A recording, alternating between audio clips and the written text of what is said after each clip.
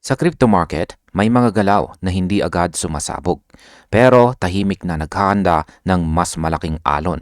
At ngayon sa XRP ay nasa ganitong eksaktong yugto.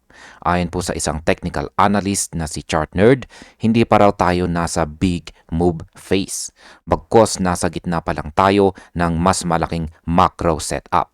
Kaya kung pakiramdam mo ay parang walang nangyayari, mali ka. Dahil sa ilalim ng price action ay may nabubuong istruktura. At ang istrukturang ito ang siyang magdidikta kung kailan lulundag si XRP. Ayon po dito kay Chart Nerd, ang kasalukuyang galaw na XRP ay hindi pa expansion phase, kundi bahagi pa rin ng mas malaking structural pattern. Ibig sabihin hindi pa tapos ang trabaho ng market. Sa halip na diretso pataas, dumadaan pa sa XRP sa accumulation at consolidation. Dati na raw nitong natapos ang mga unang accumulation phases, pati ang isang markup leg na nag-angat ng presyo sa mas mataas na range. Ngayon, ang ginagawa ng market ay tinutunaw po niya ang mga gains. At ang ganitong proseso ay normal sa macro time frames. Ang market ay hindi po umaakyat ng diretso. Kailangan po nitong huminga, mag-ipon ng lakas bago po muling gumalaw. Dito po sa chart ni Chart Nerd, malinaw na makikita na si XRP ay gumagalaw sa loob ng tinatawag na vertical accumulation zone. Ito ay isang range na may malinaw na resistance sa itaas at support sa ibaba. At dito po nag-o-oscillate ang presyo matapos ang naunang surge. Ang ibig sabihin nito, nagkukompress ang price action habang pinoproseso ng market ang nakaraang rally. Hindi po ito kahinaan, kundi bahagi ng mas malaking paghahanda. Sa ganito pong setup, ang market ay nagtatanggal ng weak hands habang unti-unting nagkakaroon ng mas matibay na base or pundasyon. At kapag tumagal ang ganitong structure, mas nagiging makabuluhan ang susunod na galaw. Base po dito sa chart ni Chart Nerd, may dalawang posibleng landas sa XRP. Ang una ay manatili po siya sa itaas ng support, unti-unting gumagapang pataas at tuluyang itest ang resistance bago mag-breakout. Pero ang ikalawang senaryo na mas nakikita ng analyst ngayon ay mas malalim na pullback pabalik sa lower boundary ng accumulation zone bago pa maging handa ang market. Ito po ang tinatawag na Scenario 2. At base po sa recent movements, mas tugma raw ang kilos na XRP sa retest ng support, hindi sa agarang pag-akyat, at ito ang madalas na hindi gusto ng mga traders. Pero kadalasan, ito ang mas malusog na galaw. Sa mas malaking larawan, tinitignan ni Chart Nerd ang susunod na advance bilang Macro Wave 5. Isang yugto na kadalasang may pinakamalakas na upside momentum, pero mahalaga ang sequence. Dahil hindi po pwedeng laktawan ang mga naunang hakbang. Kailangan munang matapos ang consolidation at saka correction bago pumasok ang Wave 5 sa projection ng chart kapag natapos ang Scenario 2. Maaring mag-position po sa XRP para sa mas malawak na pag-akyat na posibleng umabot sa double-digit levels sa paglipas ng panahon. Pero hindi ito tungkol sa bilis. Ito po ay tungkol sa tamang pagkakasunod-sunod. Sa crypto market, kapag ang presyo ay hindi na umaangat, hindi sapat ang sabihing volatility lang ang dahilan. Dahil kadalasan may tahimik na galaw sa likod ng mga exchanges na unti-unting bumibigat sa presyo. At ngayon kay XRP may isang particular na kilos kay Binance na malinaw na nagdadagdag ng sell pressure.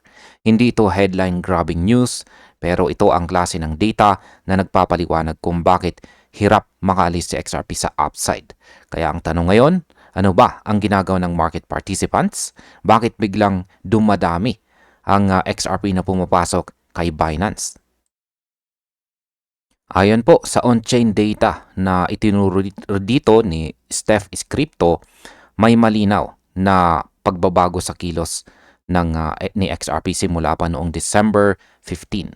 Biglang tumaas po ang bilang ng mga XRP deposits papasok kay Binance at hindi po ito normal na fluctuation lamang. Ang ganitong galaw ay indikasyon na mas maraming holders ang naglilipat ng tokens mula sa self-custody papunta sa exchange.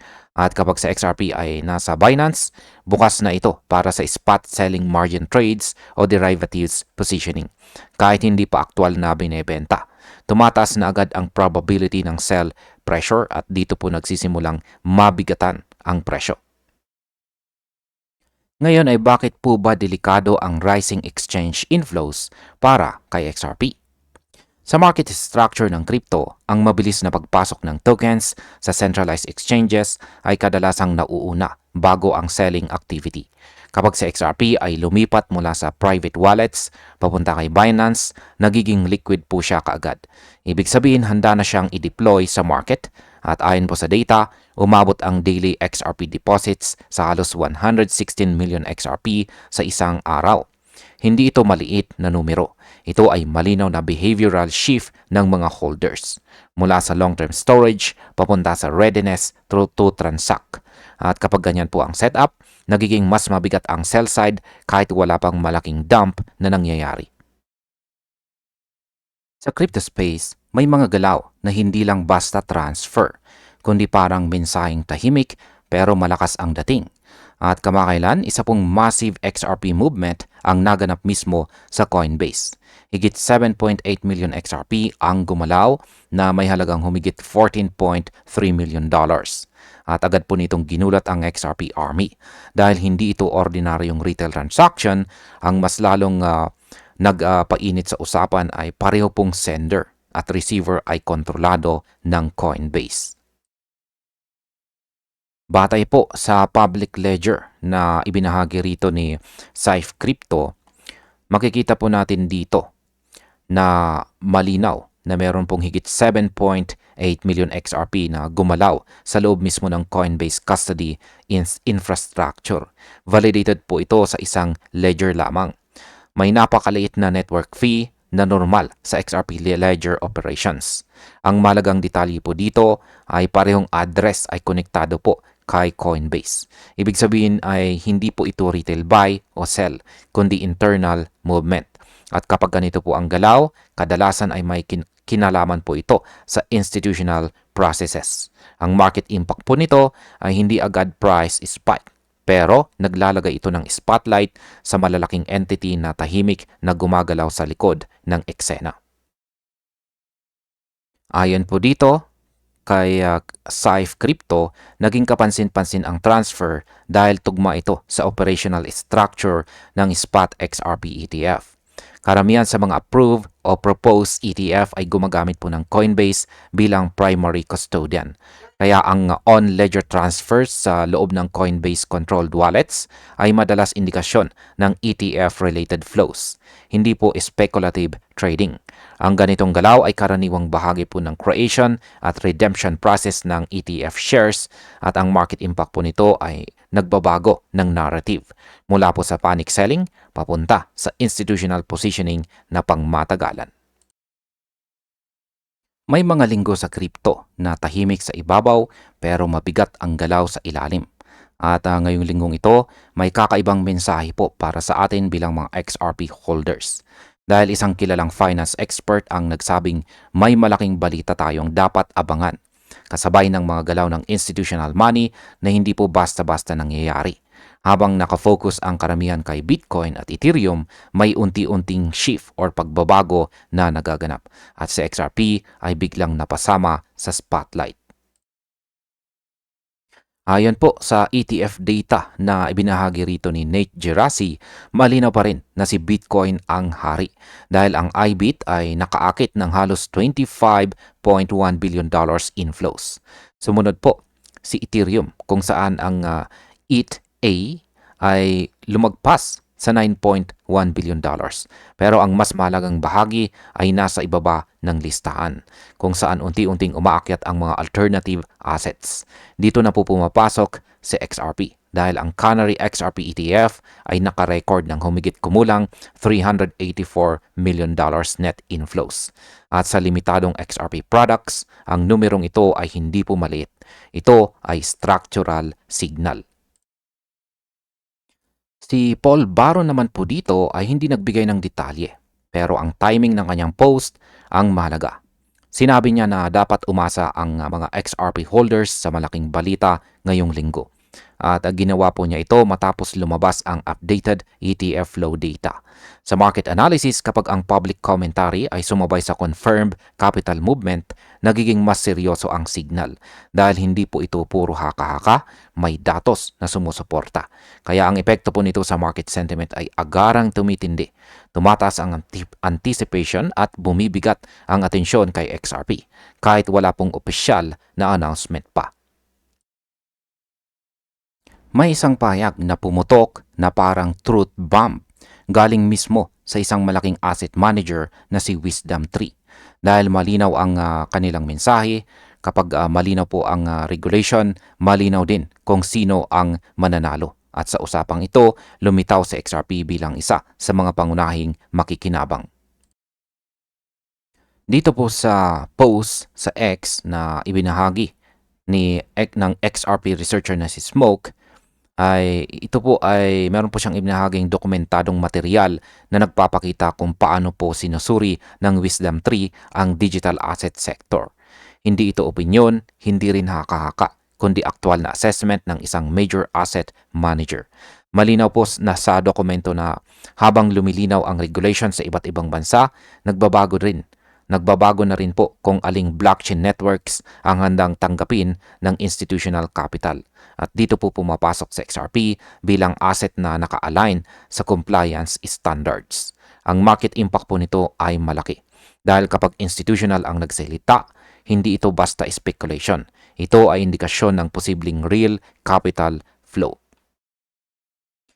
At ayon po dito sa Wisdom3, hindi na po basta pumasok ang pera sa crypto ng sabay-sabay.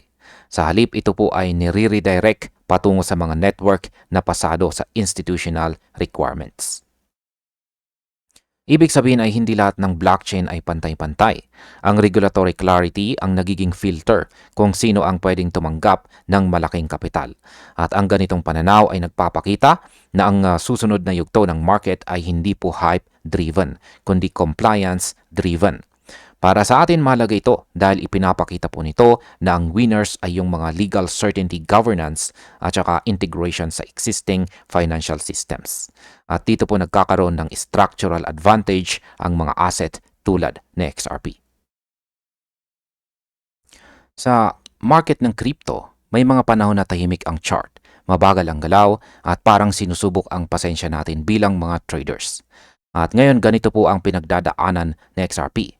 Sideways movement, mahina ang volatility at maraming nag-iisip kung may mangyayari pa ba. Pero tandaan natin ito, ang pinakatahimik na phase ng market ay madalas po siyang pinakadelikado dahil dito po kadalasang binubuo ang susunod na malaking galaw. At ayon po sa isang analyst, ang next leg ng XRP ay maaaring explosive. Ayon po sa analyst na si Saif, hindi daw po sapat na tingnan lang ang presyo. Kailangan din pakinggan ang sinasabi ng open interest at saka leverage. Dahil dito makikita kung paano po kumikilos ang mga traders sa ilalim ng surface. At sa kaso po ni XRP, may mga subtle pero mahalagang pagbabago. Hindi headline grabbing pero structurally meaningful. Ang interaction po ng leverage, liquidity at participation ay nagbabago. At ito ang dahilan kung bakit naniniwala siya na hindi ito simpleng stagnation, kundi posibleng paghahanda para sa isang decisive move. At kapag ganito po ang setup, madalas hindi ito mabagal na galaw. Sa unang tingin, ang pagbaba po ng open interest ay madaling ipagkamaling bearish. Pero ayon po kay Saif, ang nangyari kay XRP ay isang healthy reset. Walang aggressive long liquidations, walang panic exits, kundi isang kontroladong pagbawas ng excess leverage. Parang pinalamig muna ang makina bago ulit paandarin. At ang mahalagang detalye po dito, bumaba ang open interest habang steady ang presyo. Ibig sabihin, natanggal ang speculative froth pero nananatili ang spot demand. At sa history ng market, ang ganitong kondisyon ay madalas nagiging matibay na pundasyon para sa susunod na expansion. Habang papalapit po ang huling araw ng taong 2025, isang malamig na realidad or katotohanan ang unti-unting bumabalot sa crypto market. At ayon po sa bagong datos, parang 70% ng mga XRP holders ang biglang natauhan. Dahil imbis na year-end pump ang inaasahan, mas nangingibabaw ngayon ang paghahanda sa tahimik na pagtatapos ng taon. Sa XRP ay nasa $1.88 lamang. At ang tanong ngayon ay hindi na kung kailan siya sasabog, kundi kung hanggang saan po siya kayang manatiling matatag. Ayon po dito kay Nick Anderson ng Bull Runners, imbis na hype ang nangingibabaw ngayon ay realism. Hindi po dahil base po ito sa bagong Gemini poll na halos 70% ng mga participants ang naniniwalang sa XRP ay mananatili sa ilalim ng $2 habang papasok ang bagong taon. Sa presyong $1.88, malinaw na maraming holders ang nagsimulang tanggapin na hindi lahat ng taon ay may explosive rally. Ang market impact po nito ay malinaw. Bumababa ang speculative excitement at napapalitan ito ng cautious positioning. At kapag ganito po ang sentiment, mas nagiging maingat ang trading behavior ng market lalo na sa short term. Dito po sa mundo ng crypto, may mga pagbabago na hindi sumasabog sa presyo pero tahimik na binabago ang hinaharap ng market. At isa po dito ngayon ay ang XRP Ledger. Dahil habang nakatingin ang marami sa charts, may mas malaking nangyayari sa likod ng eksena. Unti-unti nang nagiging regulated backbone ang XRPL para sa tokenized finance. Hindi po ito hype. Hindi ito bigla ang pump, kundi mabagal pero solid infrastructure build-out. Ayon po sa analysis ni ex-finance bull dito, ang mga tunay na shift sa financial markets ay hindi agad nakikita sa presyo. Nagsisimula daw ito sa infrastructure, regulatory alignment at utility growth. At ngayon malinaw na lumilitaw ang pattern na ito sa XRP Ledger. Habang walang explosive rally, dumarami naman ang structural signals na pang long term. Ibig sabihin nito para sa market, may mga institution at builders na gumagalaw bago pa dumating ang retail attention. At para sa atin mahalaga ito dahil kadalasan ang ganitong phase ang pinaka hindi napapansin. Pero siya ring pundasyon ng susunod na malaking galaw kapag nagsimula ng mag-reflect ang value sa chart. Habang pumapasok po ang crypto market sa panibagong yugto ng pagsusuri, isang mabigat na babala ang binitawan ng CEO ng Galaxy Digital na si Mike Novogratz. At ang direktang tinamaan ng kanyang salita ay sina XRP at Cardano. Hindi ito simpleng opinion lang, kundi isang reality check. Dahil ayon sa kanya, hindi na sapat ang hype, loyalty o matibay na community. Ang tanong ngayon ay seryoso. Kaya pa ba nilang patunayan ang tunay na value nila? At ang mas malaga ay paano po ito tatama sa atin bilang mga holders, traders at investors. Dahil ang sinasabi po ni Novogratz ay posibleng magdikta kung sino ang mabubuhay at sino ang maiiwan sa susunod na cycle.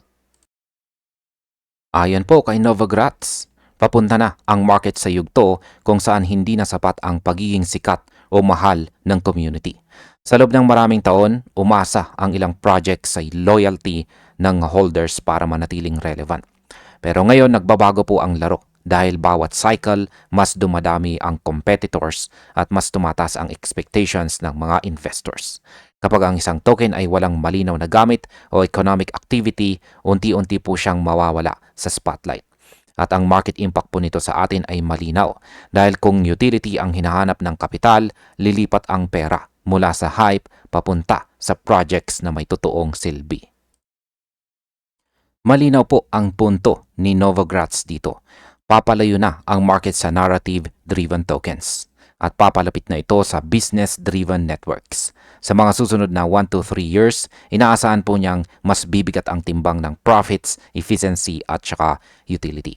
Ibig sabihin hindi na po sapat ang kwento. Kailangan ng resulta at ang market impact po nito ay brutal. Dahil ang capital ay likas na lilipat kung saan makikita at malinaw na economic activity.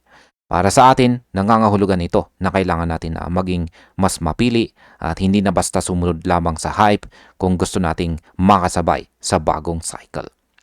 At ayan, hanggang dito na lamang po tayo sa video na ito mga ka-crypto. Maraming salamat sa panonood.